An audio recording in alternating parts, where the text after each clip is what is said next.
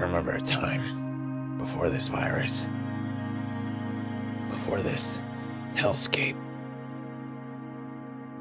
The feeling of sunshine around your mouth. Children's laughter in the distance.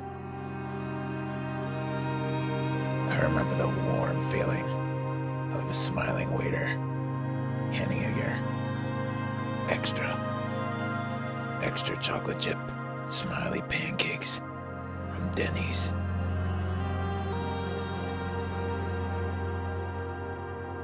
But it all seems so distant now. Like a dream. How long can this last? How much longer can I last? Only time will tell. In the grand scheme of things.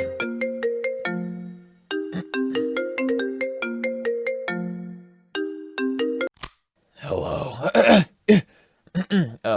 Hello? Hello? Hey, buddy! Did you hear the news? Avatar the Last Airbender is streaming on Netflix. It's like the best show ever. Let's review it, man. Hey, man, that sounds great. Let me just get done with this thing I'm doing, and we'll get right on that. Everything seems so hopeless.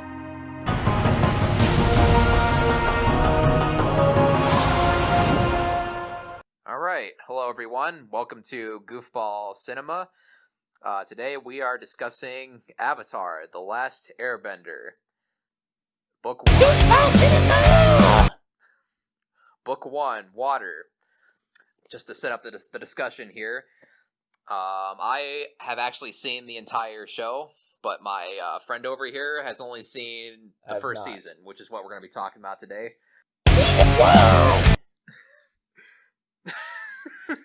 Last Airbender!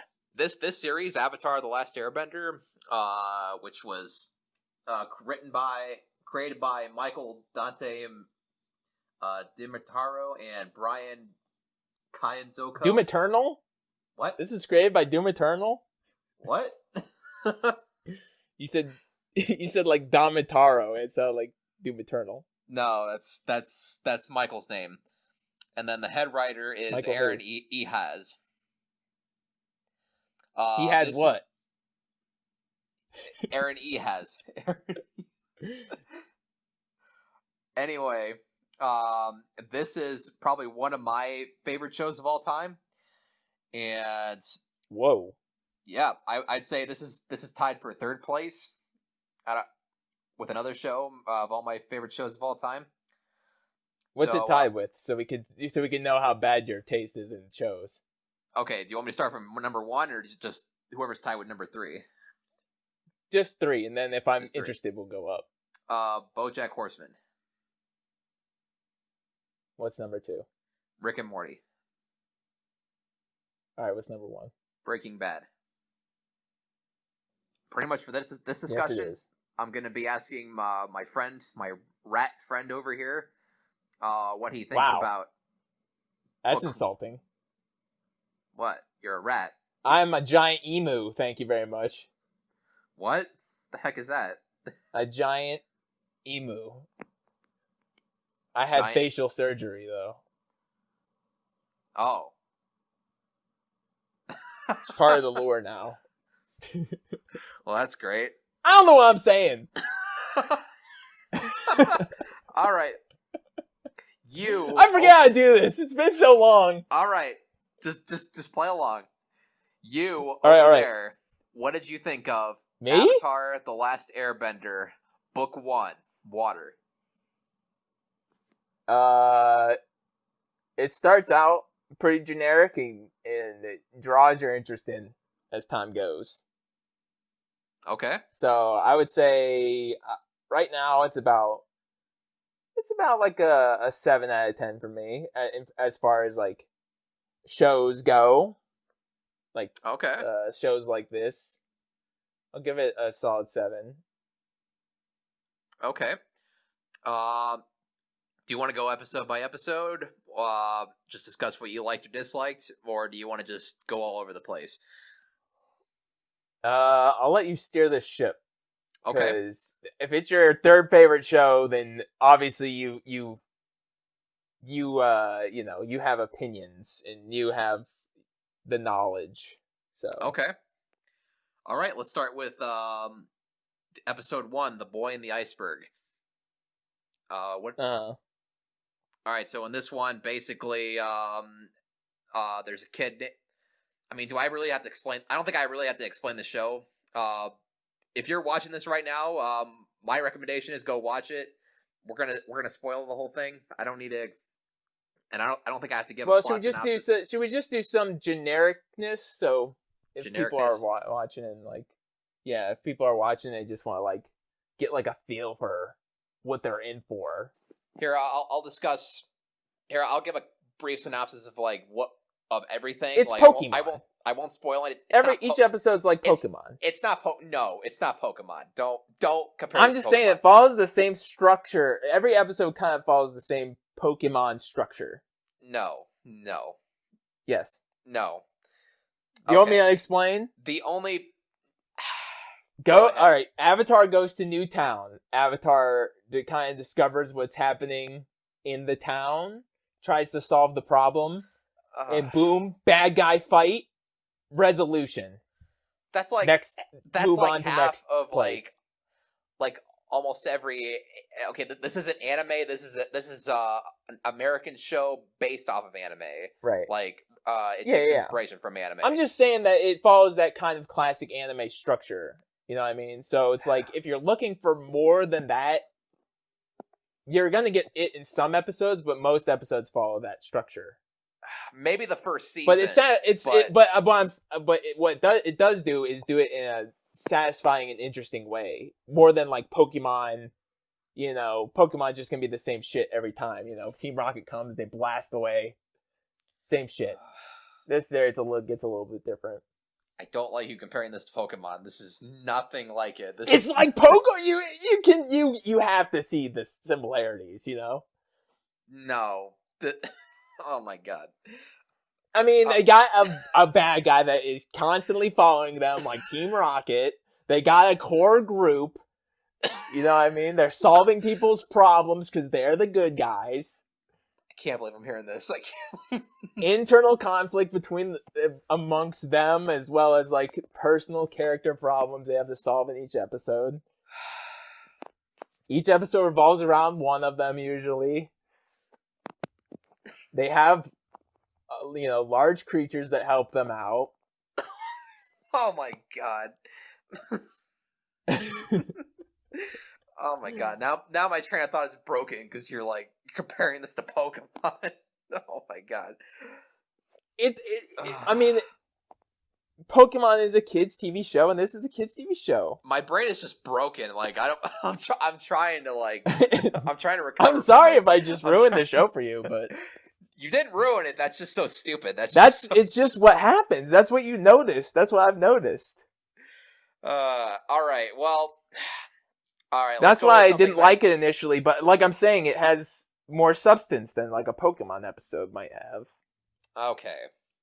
All right, I can agree with you it has a lot more. It has a lot more through lines. You know what I mean? There's a lot more continuation of story as you go on. You get more interested, and there's a lot more elements too. All right, where I agree with you is Spirit World, giant monsters.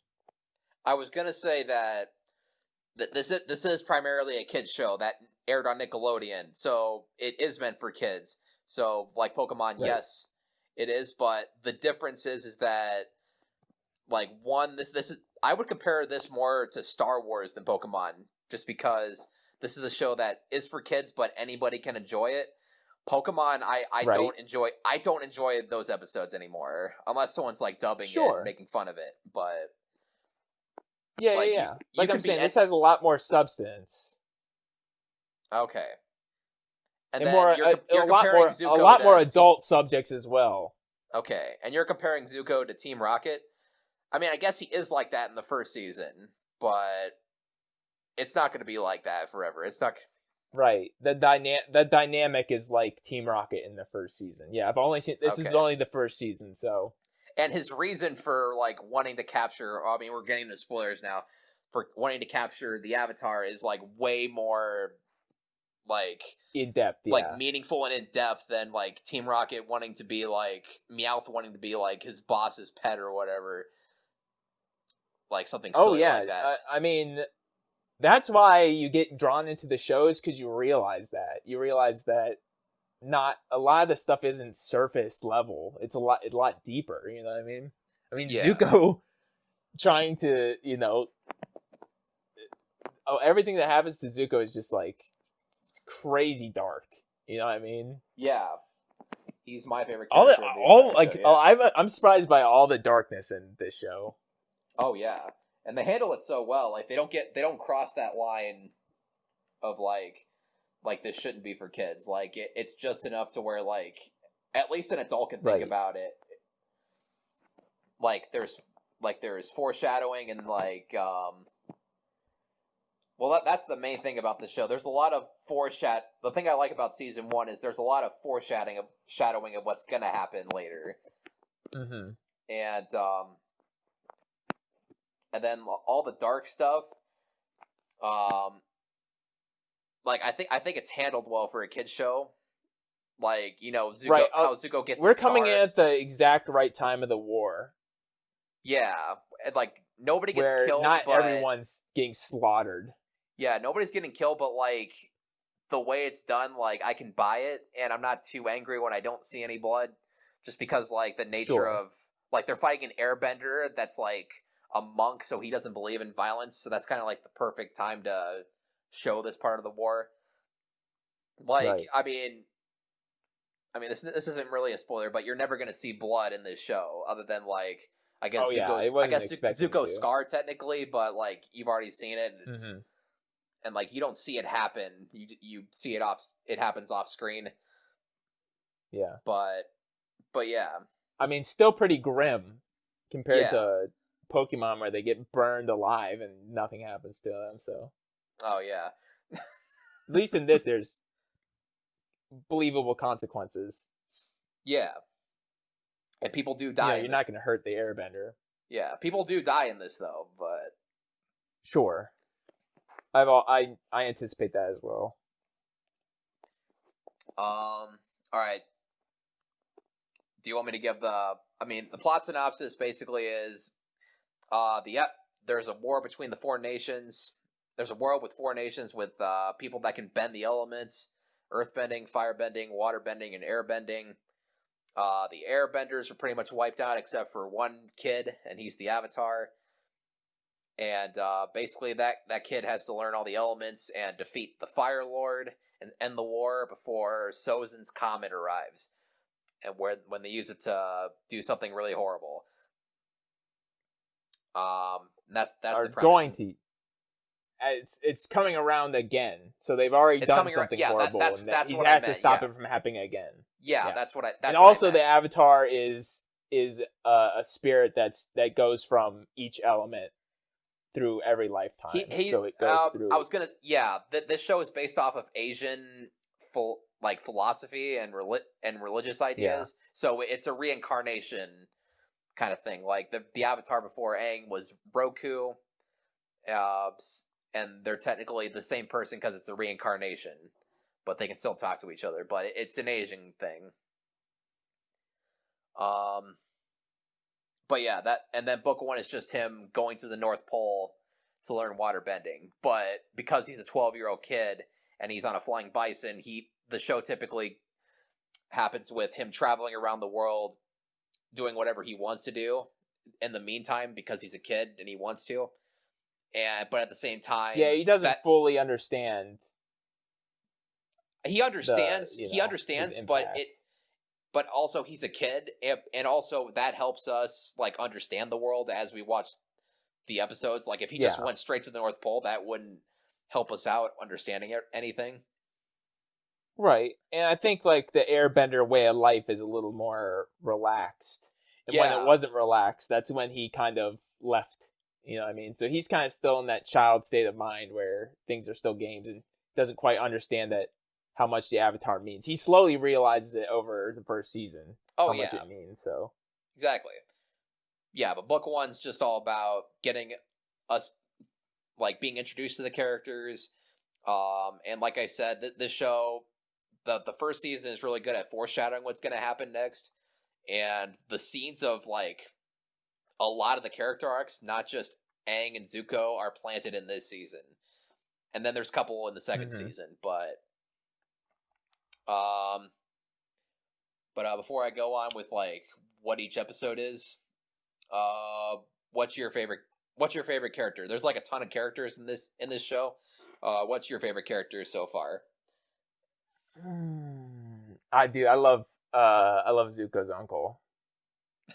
Oh, Uncle Iroh. Yeah. Oh, Uncle Iroh is my favorite. He's great. He I think he's voiced by the same guy who does the guy from Samurai Jack. Aku, yeah. The actor's name is Mako. Yeah.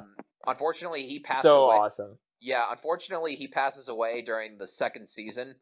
So, and that's why when Samurai Jack came back, they had a different voice actor. But yeah. Mako's great as Uncle Iroh. He's hilarious. His voice acting is above and beyond, like, the bounds of what is, Oh yeah, what is good. He's so much better. Yeah, it only gets better in season 2. I can't wait to discuss that with you. But yeah, he's great. He's my third favorite character in the show. I'd say Zuko's my favorite, and then Sokka, just because I need someone to like on Aang's side. I like Sokka, just because, like, he's the only, like, non-bender main character that, like, has to deal with, like, he's the comic relief, but I think it's just because he's a normal person who has to deal with, like, being around these people who are, like, magic people, like, as he calls it. Right. So it's kind of hilarious, but his character arc, at least so far, is him trying to deal with that. Sure. And protecting his sister, obviously. Yeah. But yeah.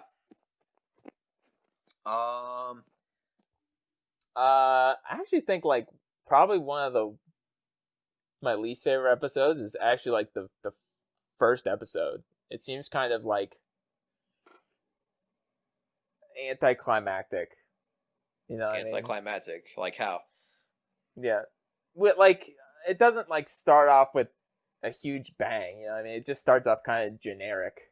So wait, are you talking? It starts off very quickly too. I mean, everything has to start somewhere, but Are you combining the Boy in the Iceberg and the Avatar Returns? Those two are when Aang comes out of the iceberg, and the second episode is when he escapes Zuko's ship. Are you combining those two, or just the very first one? Yeah. Actually, the second one is pretty good. So it's maybe just the first episode where they just, like, pops out. You know, that's kind of all that happens that episode. It just kind of pops out. And I don't know, for a show start, it didn't really grab me. You know what I mean? Okay. Like some shows do. But the second episode is where it starts getting interesting, and he just kind of does all that ninja shit on the boat. You know what I mean? Okay. Do you think it's just it feels underwhelming just because, like, it feels more like a kid show opening? Because it is a kid show. I can see where you're coming from there if that's what you're thinking. It just kind of happens so fast, and for something that it's hard to start off a show. I'm just gonna say that, and it just, like, didn't draw me in at first. Okay, so that's fine. I'm not saying you don't have to feel that. I mean, I'm not discrediting it. I'm just saying, like, the show is very good and has a lot of very good episodes, and that was one that just did not pop off for me. Okay. And also the Great Divide, I didn't really care for. Okay, yeah, that is the worst episode. I think me and, like, a lot of the other fans of Avatar, that is the worst episode of the entire series, just because it's pretty annoying, and it kind of has, like, a bad. I mean, he just, like, lies at the end to. That's the consensus. So it has no good teachings, and it's just like, oh. Yeah. What is it doing? for better or for worse, I mean, this is the main reason why I think it sucks is because that is the only, I would say, filler episode that, like, has nothing to do with the rest of the plot. So whatever happens in that episode, there's nothing foreshadowed in that one, or nothing meaningful happens in that one. And yes, I agree with you, it's annoying, and the message is stupid. But yeah, you're... Well, it's almost a good episode, but then, like, because you're like, okay, Aang's the great, he brings everyone, he's supposed to bring everyone together. Yeah. And in the end, he brings them together with a lie, and it's a shitty lie. It's just, it just made me mad when he's talking about, like, their history being this game. And I was just like, oh my god. They're buying this bullshit. I cannot believe it. Yeah. Yeah, you know what the worst part is? When this show came out, so what happened was season 1, like, took forever to finish. And, like, The Great Divide was, like, the last episode they made before, like, 3 months later, before they finished the rest of the season. And Nickelodeon decided to air this particular episode, I swear, like, every day, until, like, the next episode came out. And it was so annoying seeing this one episode show up. So, like, my hatred extends past the plot. Like, I'm like, so sick of this episode. I was so tempted to, like, skip this one when it came up. Just because I hate it, but there is one good character that's, he's the guy who is supposed to bring him through the gorge. The tourist, the earthbending tourist. Yeah. He was pretty funny, but besides that, the episode kind of slumps. And I do enjoy that every couple episodes they bring in, like, a giant, weird, creepy monster. You know what I mean? Yeah. This world is not. Have you noticed that all the animals of The Last Airbender are basically, like, combinations of, like, other animals? Yeah. Like platypus bear, and then you got platypus bear, the mole giant sloth thing. Yeah, and then I can't remember what the monsters were in the canyon. They were like ants combined with something else. I can't remember. I know they're just like fuzzy giant ant things, spider ants. I think and then Momo. I think Momo is he's a lemur and a bat. I think. Mm-hmm. Yeah, so like that's a common theme in this show. Like almost every animal you see is like a fusion of two normal animals, which I find hilarious. And it doesn't stop here. In like season 2, there's going to be a lot more, but. I just find that's something amusing about the world building, but but anyway, so you've gone through all the episodes you thought were your least favorite ones. What's your favorite episode? There's one more. The fortune teller that's like my least favorite, but it's still on the list. Okay. But, like, it's not as bad as The Great Divide, you mean, or? Oh, yeah. I think Great Divide might be the worst, and then the first episode, and then the fortune teller. Okay. I'll agree that the fortune teller isn't one of my favorite. It's a bit lackluster. I do like Sokka, like, using his brain and, like, being frustrated at, like, everyone who believes this psychic. Yeah, That's funny, and just one of the reasons I like Sokka. And it's kind of a reflection of, like, there's some people that, like, in real life that believe these people, and it's just frustrating. Mm-hmm. I don't know, that's just a thing that I like about it. But other than that... A lot of the episodes taken up by Aang kind of lusting over Katara, which is kind of, kind of not, like... The romance... That's kind of my least favorite stuff in the show is the romance. The romance is admittedly the weakest part of the show, and they don't go too much into it, fortunately, so you don't have to worry about that. It's like an on and off kind of thing. Well, I'm just saying, everyone has a crush on someone in every episode. I swear to God. Really? I mean, every episode, someone has to have a crush. Right now, it's only Katara and Aang. I mean, unless you're talking about the Moon Princess. Sokka loves the. Yeah.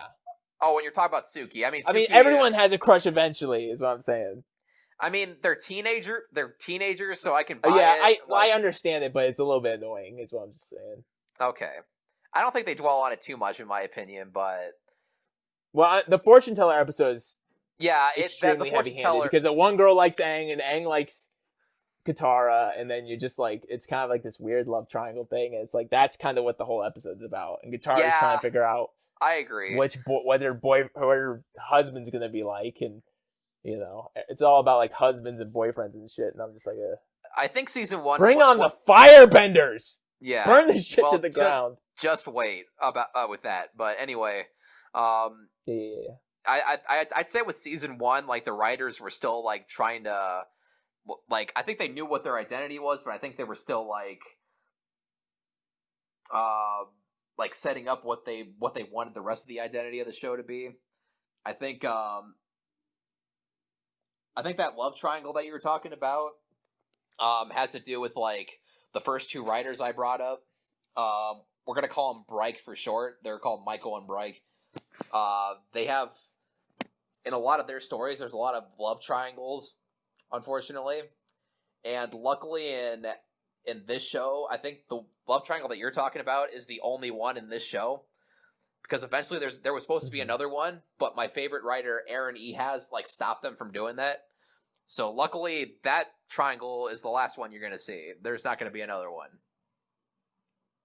But, and Okay. that I'm just saying, when an episode focuses solely on that, is kind of, it's a little bit weaker. But Yeah. You're right, the Sokka calling out everyone's bullshit is kind of, I mean, it's a good point, and, you know, it's enlightening for a child to be like, okay, I need to, you know, that's so relevant today. It's like, check your facts. Yeah. You idiots. You know? Don't just believe everything you hear. Yeah, when I first watched that episode, I was actually kind of worried, because, like, it seemed like Sokka was the only one that was the skeptic, and it almost seems like he's gonna be, like, wrong in the end, which would have been so frustrating. Yeah. But, right. You know. But, so, it could have been worse. That's what I'm saying. Mm-hmm. Alright, so that's all your Debbie Downers, or has he got any more? That's my Debbiest of Downers. For sure. Okay. Alright, so what's your favorite episode of this season? It's tough. It's very tough. Ones that stand out in my mind, obviously, the end. You know, I mean, the last two episodes. Those are both great. The Siege of the North Pole. Yeah. But also, the Northern Temple. I like that episode a lot. And I also like... Really? You like the Northern Air Temple? Really? What? Yeah, I like... Well, why do you like that one? I'm curious. I like it because they... Well, number one, it shows how the world's progressing and kind of does a lot of world building. And number two, it's like, it deals with, like, war and, like, building, you know, he's like building weapons for them, and you know, they kind of do like an attack.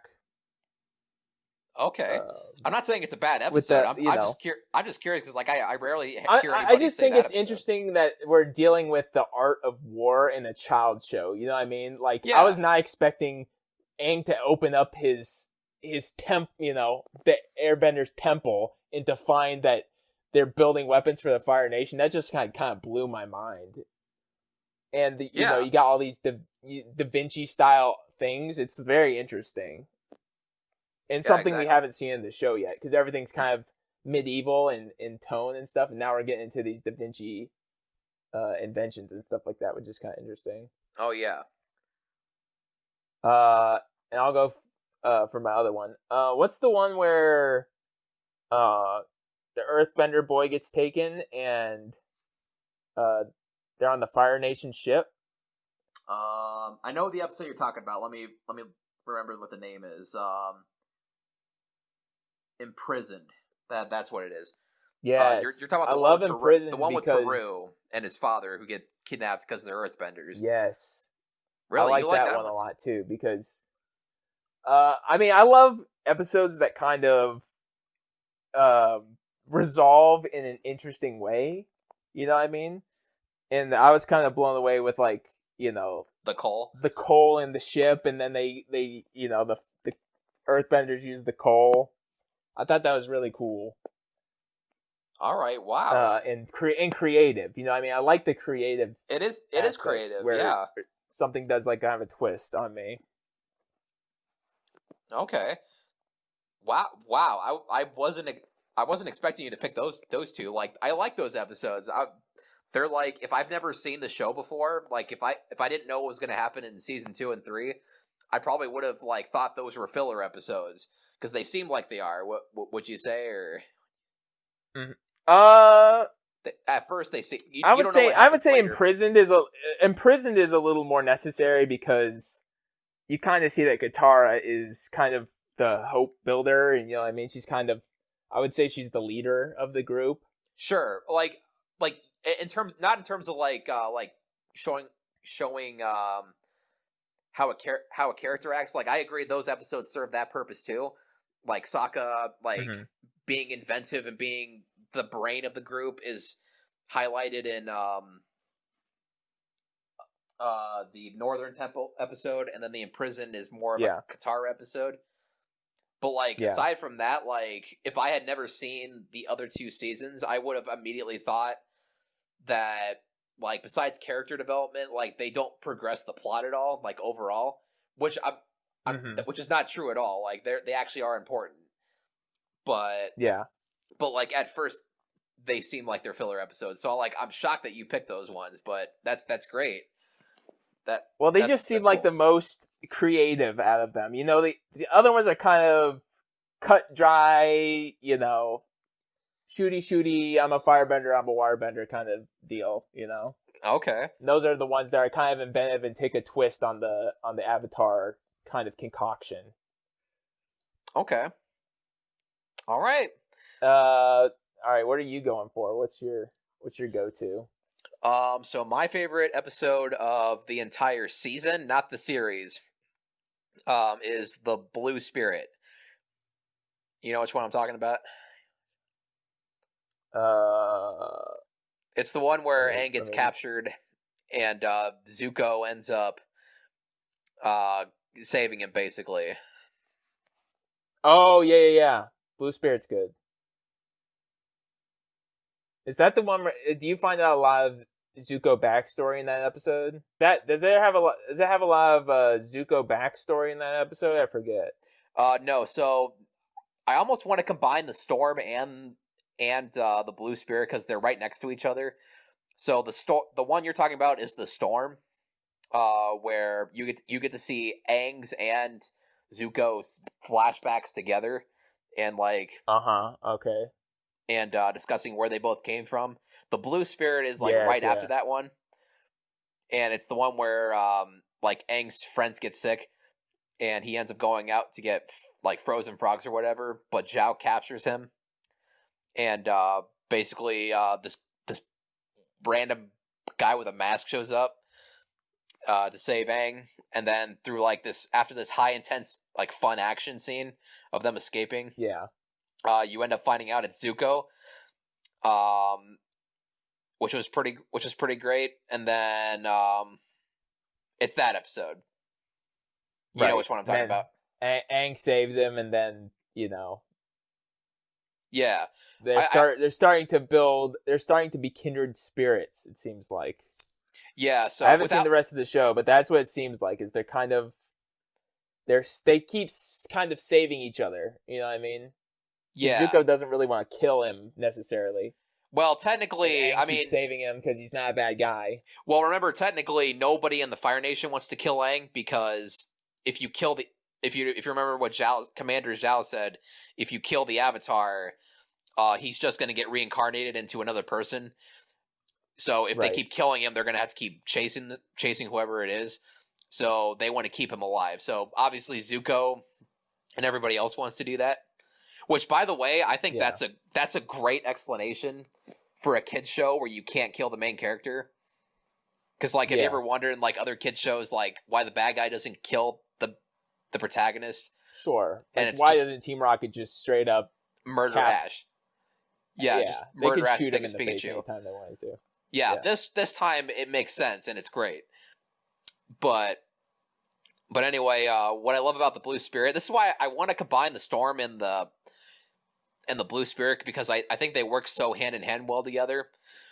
But since they're not, I'm It going to does say almost seem like a two-parter. yeah, the Storm is. I think the Storm is my second favorite. If I had to pick which one, the Blue Spirit is my favorite just because the action is just freaking great, and it's another reason why Zuko is my favorite character, is because he's another character that without bending, without going into what happens later, he's the only character besides Sokka that can like fight without bending, which is awesome. Like when he's saving Aang, he can't fire bend, because if he does, it gives away who he is. Right.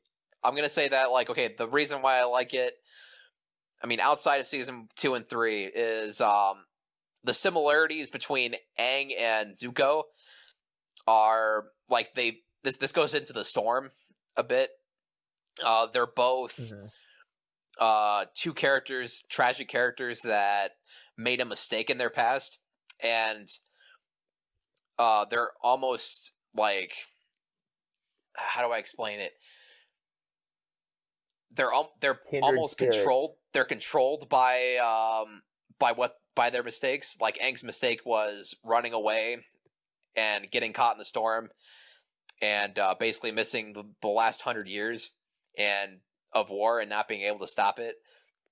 And then Zuko's was, him dishonoring his father in the throne room, and which is why it's so brilliant, I think, that in the Storm and also in the Blue Spirit, that those two episodes focus on both of them at the same time. Because at first you might think that, like, an episode like the Storm, where you're looking at characters' flashbacks, you would want to separate them into separate episodes. But because, like, their backstories are so, like, parallel to each other, like, it works so well, just because the theme of both of them is really similar. The only difference between Aang and Zuko, besides their alignment, is Aang, because of his past mistake of running away, happened. He's until like the end of the season, and actually continuing into the show, he's afraid of being the Avatar. He's reluctant of taking on that responsibility, and he's almost ashamed of what he did. That's his response to his failure. Zuko's is like the complete opposite, where he's like obsessed with regaining his honor back, where like capturing the Avatar is the only thing he can think about. It's like an addiction for him. And like writing the mistake that he did in the past. So that's my take on it, why I like it. Yeah. I know that was a lot, but similar but different. Yeah. Kindred spirits, like I was saying.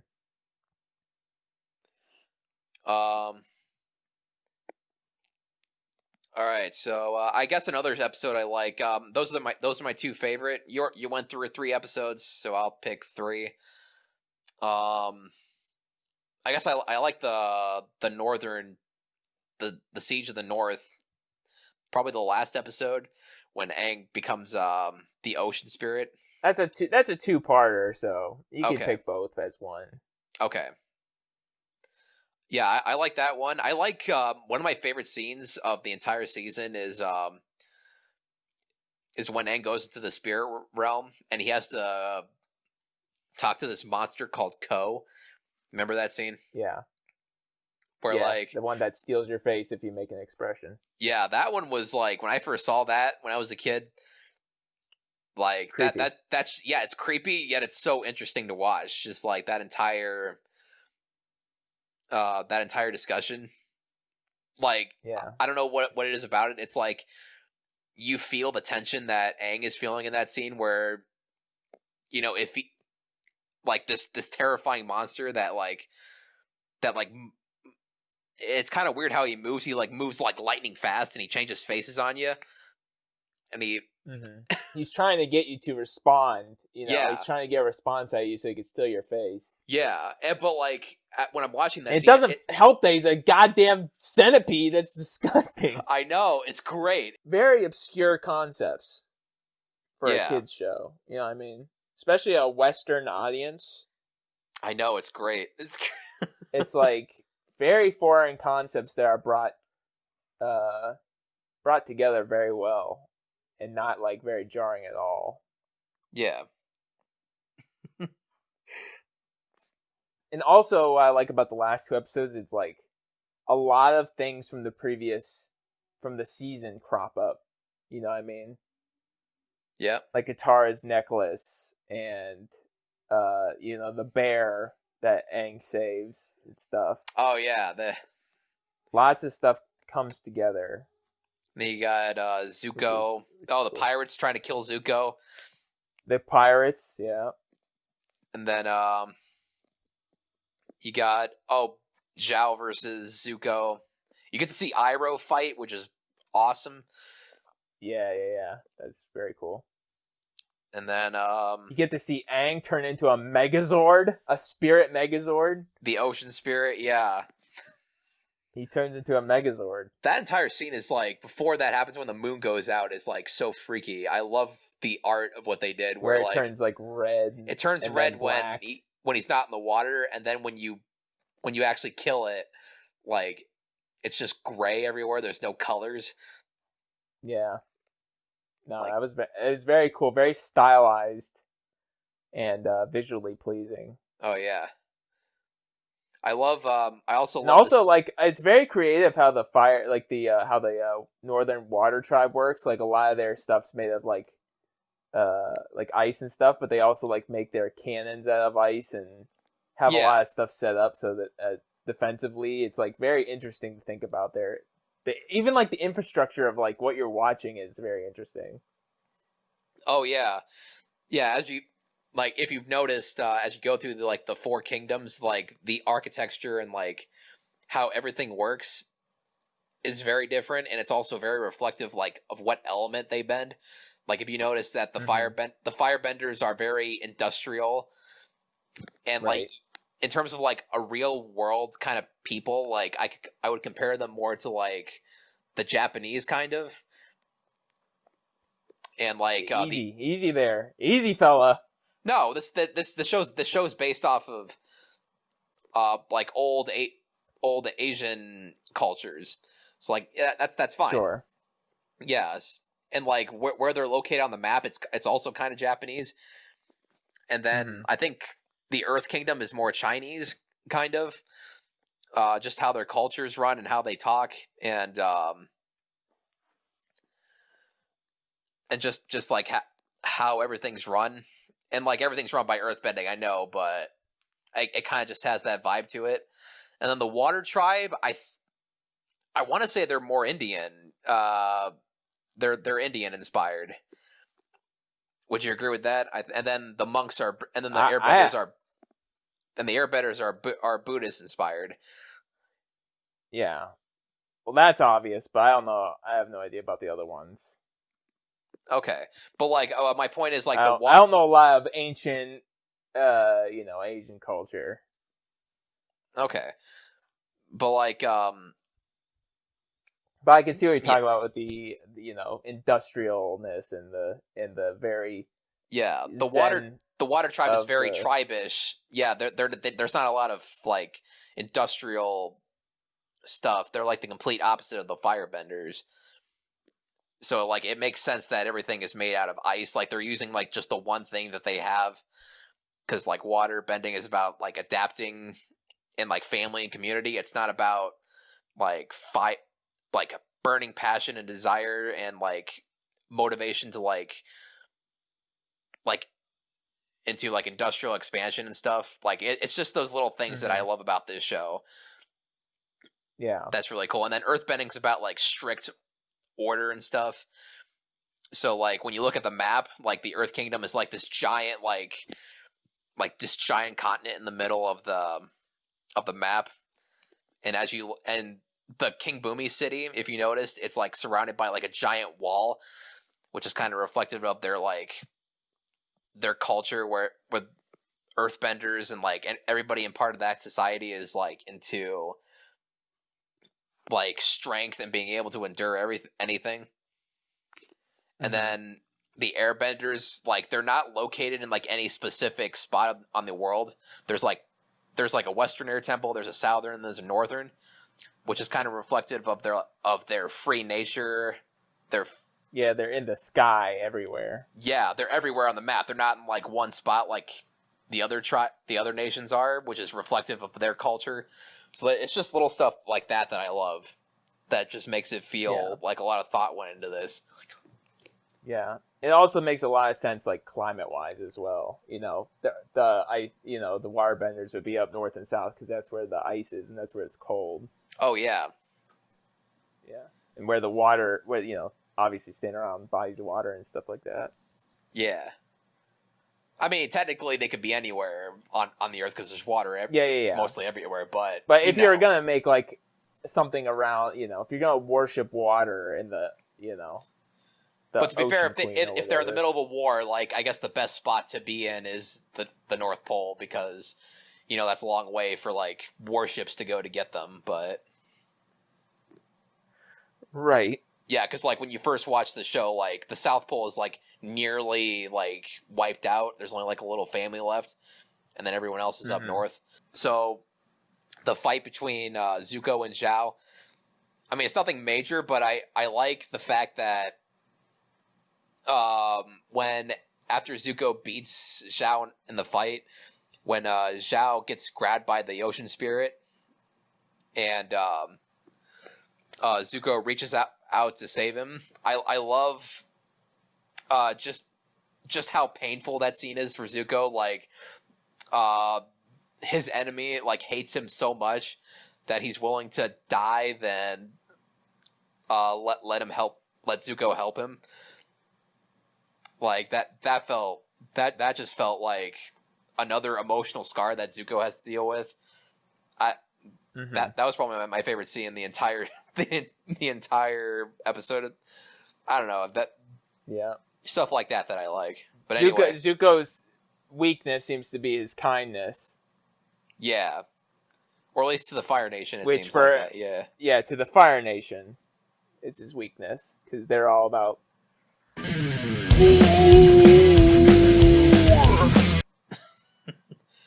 Yeah, they're about power and expanding. And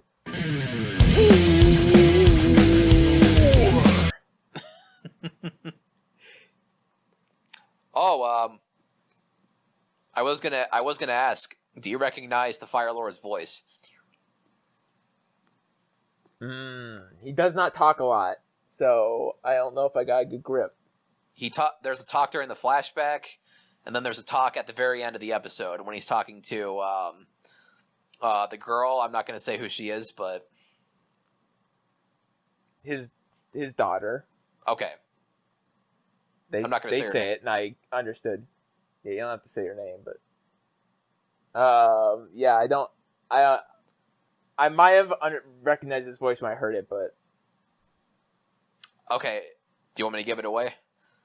Yes, give it away. It's Mark Hamill. If he's... Oh shit!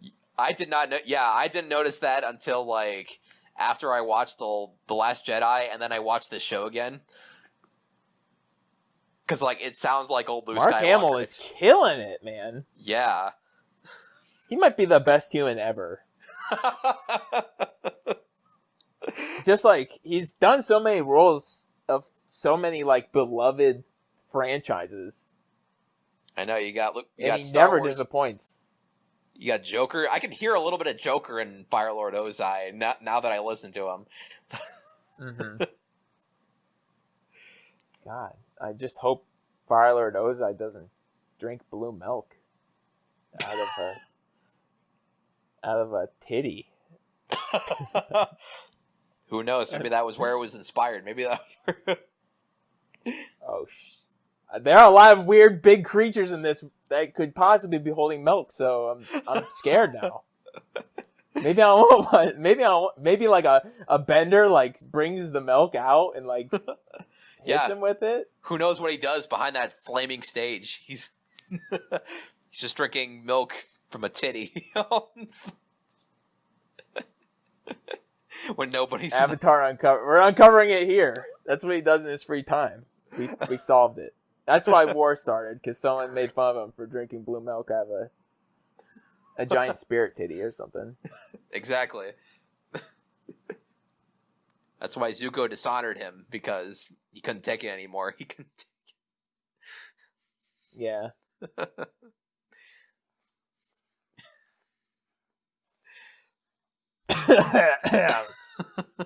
War! What did you think of Jet from the Jet episode? I liked the episode. Yeah, I think, I like Jet as a kind of... that is a very adult topic, you know what I mean? Someone, like, being blinded by their faith, you know what I mean? Something happens to them and then they go full tilt the other direction. They just cannot see. He's like an anti-hero, but, like, leaning toward probably wrong, but... If that makes any sense, is what I would say. You know what I mean? Something like that. He's a because like to the Fire Nation, he's a terrorist. Yeah. So, and that's a weird thing to see in a kids show. Is like he's going to blow up the Fire Nation at any cost. You know what I mean? He's going to put down those drone missiles in the villages just to kill the bad guys. Well, more specifically, he wants to blow up the dam. Acceptable tactical losses. Is what they call it. Yeah, he wants to flood an entire village of Fire Nation with innocence in it, but... Yeah. That was going to be on my top episodes list as well. Okay. But, you can't have every top episode that's the list. That one's a little bit less, you know what I mean? Okay. Just because they spend half the episode unplugging geysers. I mean, that was more of a Sokka episode. I mean, besides, like, the romance between, like, Jet and Katara, but... Oh, I guess that was another romance thing. Oh, another one where half the episode's taken up by some bogus-ass romance. Yeah. Katara gets around a lot. But that's why it doesn't make the top of the list. What were you going to say? I was going to say, Katara gets around a lot. Yeah, that's what I'm saying. They all like get crushes like for like an episode. It's always on Katara. It's always on Katara. Well, it was Katara having the crush usually. Oh yeah, I mean Jet was Jet was into her too, but like I don't know. I don't really care that much. But yeah, and then I mean Katara was just with that Earthbender. She saved him. You know. Haru, yeah. Yeah, she gets around. Like I said, she gets around. She gets her.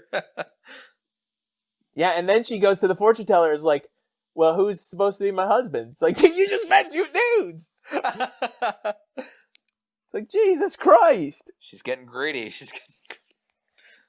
Listen, it's fine.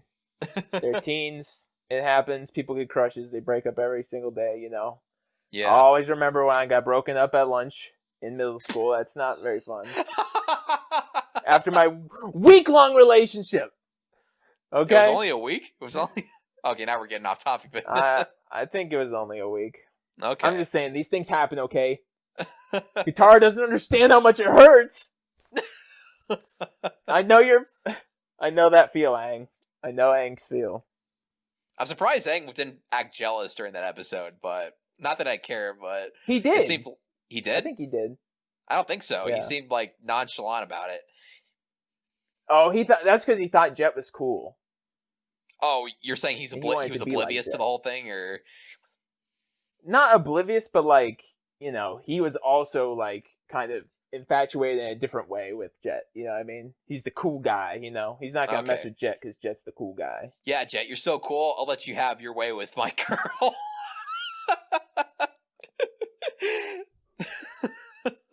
Listen, Aang's just a kid, man. I know. You can't compete with that. Jet's like a college dude dating a high schooler. Actually, I think Katara is 13, and He's I think Jet's 17, maybe, or maybe he's 15. I'm I don't just know. saying that's what the dynamic is. You know what I mean? Okay. Jet's the cool guy, the cool guy terrorist. You know? Yeah. Apparently, Katara is turned off by flooding a village. So, luckily for Aang, that happened. Luckily. All right, how excited are you for season 2? I was tempted to keep watching, but I was like, we gotta do this thing first. So Okay. I'm excited enough to want to keep going and keep binging. Keep binging. If you want, you can just binge the next 2 seasons. We can just talk about all of them. No, one season at a time. One season at a time. If we do more than one season, then we're gonna end up talking for 3 hours, and I can't do that. My tongue will expire by the end of that. Okay. It'll be Sounds good. past its expiration date. I'll have to get a new tongue. All right.